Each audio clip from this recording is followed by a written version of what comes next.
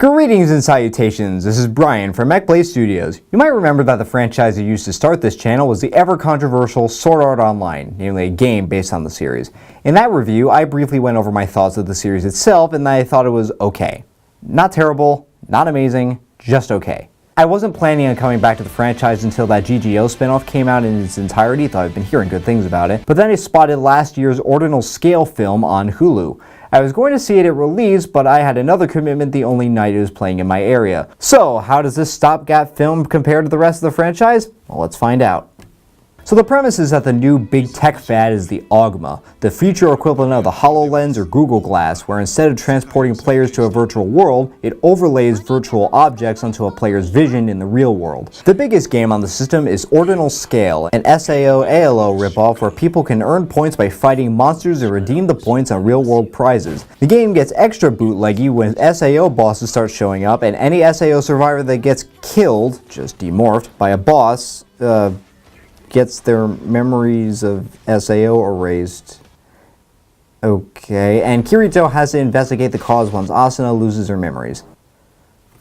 Oh dear. As I mentioned in Fatal Bullet, storytelling and logic aren't among the series' strong points. It's premises like this that cause this issue. Oh, and by the way, spoilers ahead. Oh no, my memories of a seriously traumatic event have been lost.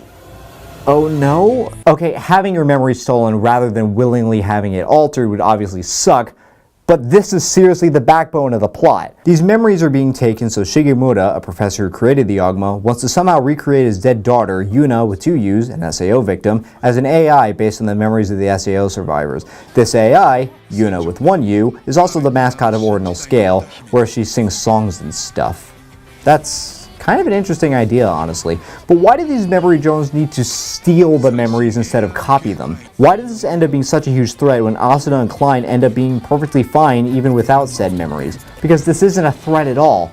The plot just switches into Aincrad mode when Shigemura's plan to get a huge sample of memories from a Yuna with 1 U concert will apparently kill the users like the Nerve Gear did.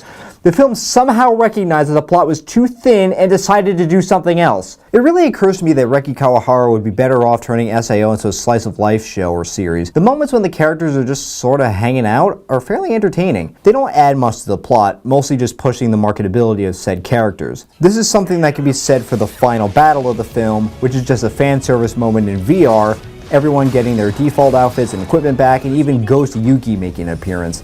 That's the other thing. Most of the fights in the movie are completely superfluous. Other than the fight in the parking garage between Kirito and Eiji, everything else is just there to keep the film from being nothing but talking and watching Asuna have a single mental breakdown over the loss of her memories. The story as a whole is just a disjointed mess. A huge missed opportunity too. The Augma is apparently able to affect people's psyches, and I thought maybe the film could have played with more hallucinations and psychological elements. Maybe the users could have been conditioned to commit crimes on the behalf of Shigemura or something. Anything besides, oh, the Augma is just the Nerve Gear again. The character section here is going to be kind of brief because none of the established characters go through any real changes. They can't really. This takes place between seasons with light novel source material, meaning nobody important is allowed to die unless A1 wants to make some serious changes to upcoming seasons, and judging by the name of Season 3, that's probably not going to happen.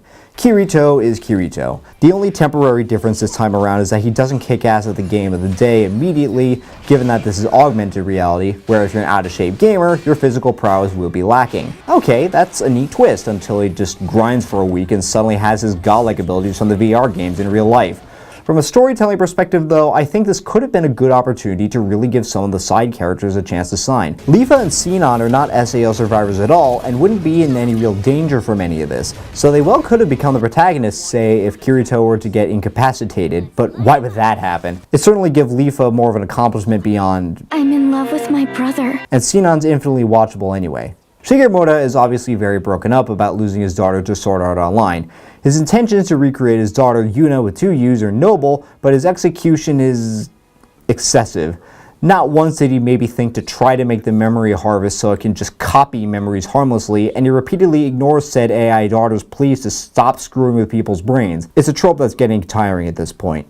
I get where this guy is coming from, but his methods are stupid. Thanos he is not. Yuna with 1 U is the mascot of Ordinal Scale based on Yuna with 2 U's. She occasionally appears to Kirito as a ghost, while being barely hidden by a hood. Her nature as an AI is inconsistent, swinging from being a slightly incomplete reincarnation of the dead daughter or a program that's trying to become self-aware. AG copies the minor character in Aincrad is now the main villain bit from Phantom Bullet, but without any of the cool character design or presence that Death Gun had. He never fought in any boss raids in SAO in fear of death, which is fair I guess, but he somehow made it into the Knights of the Blood Oath, aka Asuna's guild, aka the strongest guild in the game, despite this crippling fear. He was also Yuna with 2U's lover and watched her die. His plan now is to be a total edgelord and get revenge on the SAO survivors for ignoring him because he was a wimp, and now that he isn't, and he wants to show Kirito he can kick his ass at a game he isn't used to. Ooh.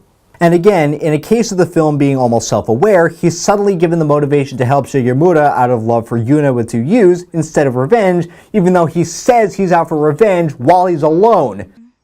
There'll be plenty more where that came from. After I get my revenge on them. He's also able to use anime physics in the real world with some sort of augmentation thing that isn't explained very well. It's better than Kirito's god abilities, I guess. He can also apparently break someone's arm and get away scot-free. You dick! And that's all there is for movie-exclusive characters. I doubt any of these characters will show their face again outside of gacha games because they leave little to no positive impression at all. The animation is nice for the most part, but it's betrayed by lackluster and sometimes messily edited fights and long shots of people sitting and talking. Arguments about same-face syndrome have been made about this series in the past, and it does sort of suffer from that, but I think the differences in eye shape at least help it a bit. The CG is rather poorly done, but I thought if they animated all the boss monsters like this, they could handwave it as being just how Ordinal Scale's graphics work, with it already altering the user's surroundings. But some of the monsters use 2D technology, so they can't either use that as an excuse or stay consistent.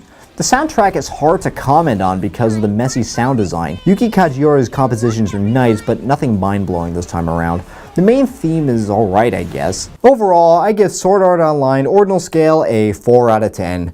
While seeing the fun characters again was nice, the plot is a cluster, the villains are boring and uninspired, and all the fights are just played for fan service more than anything else. It's just a retrofit of Aincrad with some edge and lackluster amnesia drama thrown in.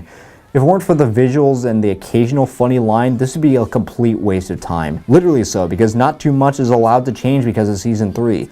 I still say the Alphi arc is worse because of the relentless whiplash between sheer boredom and cartoonishly reprehensible writing, but this is not any better than any of the other seasons.